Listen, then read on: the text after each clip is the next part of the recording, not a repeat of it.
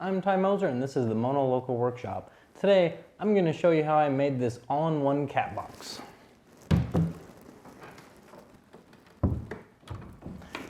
It's got the kitty litter, the food, water, and storage for the rest of the animal stuff.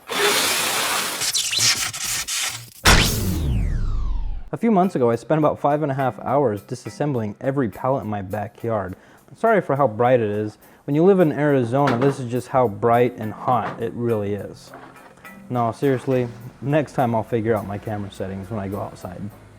Since I was going to be running all of these through my joiner and my table saw, I wanted to make sure that all of the nails were gone. So I removed all the nails and then I ran a metal detector over the boards just to make sure. I was really happy I did this because there were a couple times when I found some hidden nails. I ran them through the joiner so I could get at least one flat side. And then I took them over to the table saw and I cut them down to the exact width that I needed, and this gave me two flat sides that I was able to get a really nice glue surface off of. Using my crosscut sled, I just got a flat or a 90-degree edge on every single board, at least one to work with. I don't think I've ever used my pocket hole jig more than I did on this project. Honestly, I know I didn't. I think I've used it maybe 2 or 3 times, and on this thing I went through at least 300 screws. I assembled the frames that the panels were going to be attached to first.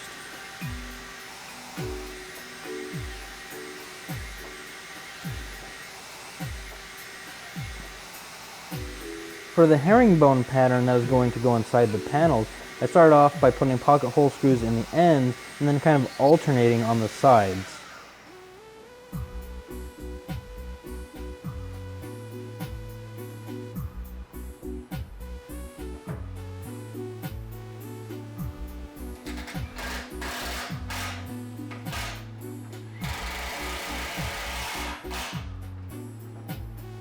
When you're doing a project like this, it really comes in handy to have both a drill and an impact driver.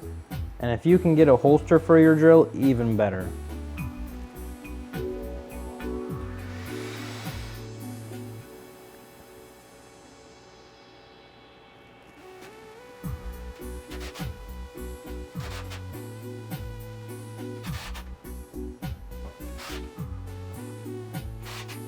For the first couple panels, I used full-length pieces of pallet wood.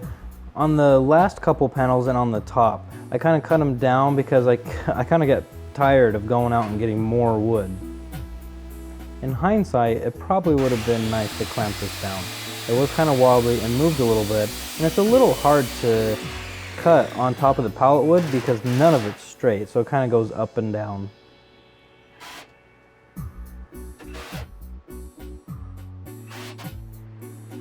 This is one of the later panels where I started off with a 45-degree angle and then cut the other side. It didn't really take a lot more time. I ended up saving some of the wood and I was able to use the planks more than once.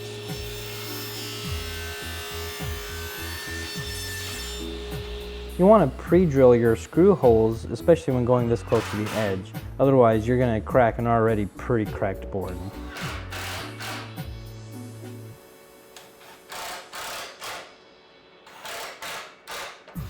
You can see here the alternating pocket hole pattern that I kind of had going on.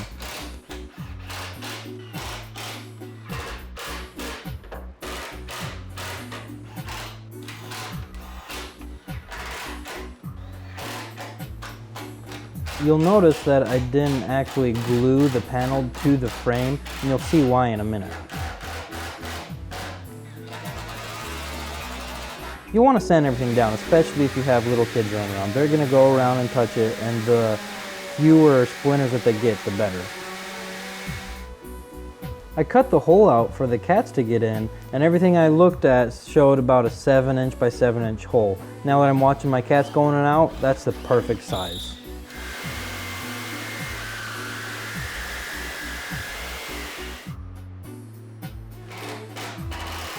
Using more pocket holes, I assembled the frame and put all 4 sides together.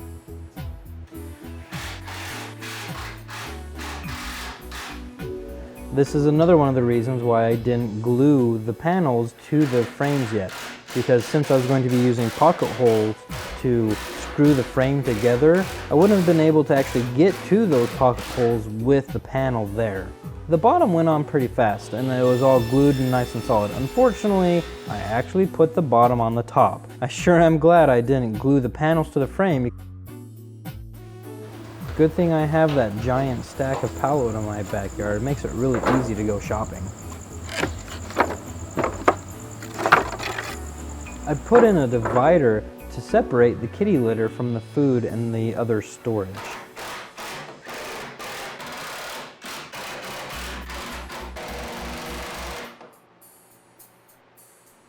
Since the top of the cabinet was going to be moving, well, as a lid, I wanted to make sure that it was properly reinforced.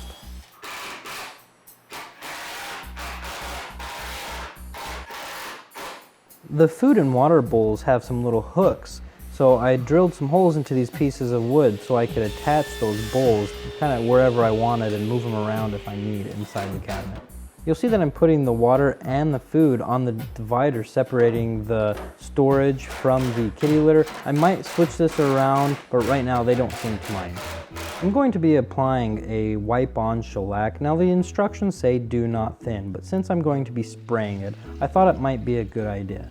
So I thinned it out with some mineral spirits. Now it's really up to you. If you want to follow the instructions, it's probably not a bad idea. I didn't follow the instructions and it turned out just fine. Here's another example of that nice Arizona sun. Either that or my incompetency to set up a camera properly. I wanted to make this cabinet somewhat mobile. I probably should have got locking casters. When you open it, the whole entire cart has a tendency to roll around a little bit. I was kind of in a hurry, so I just picked up this little rug from a big box store. I know that there's some specialty stuff out there that's really good at getting the kitty litter off, so I might be looking around a little bit. I picked up a piano hinge and just taped it in place where I wanted to install it. I marked all of my screw holes and then pre-drilled every hole and then tightened the screw by hand.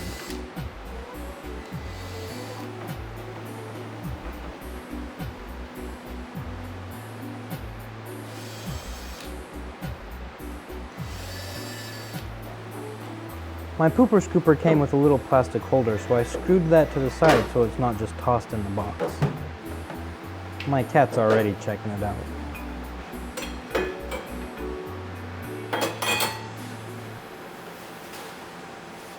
One of the reasons I made this box so big was so I could store all of the cat supplies inside of it. My daughter's going to be kind of maintaining everything, and I just wanted to make sure it was all right there.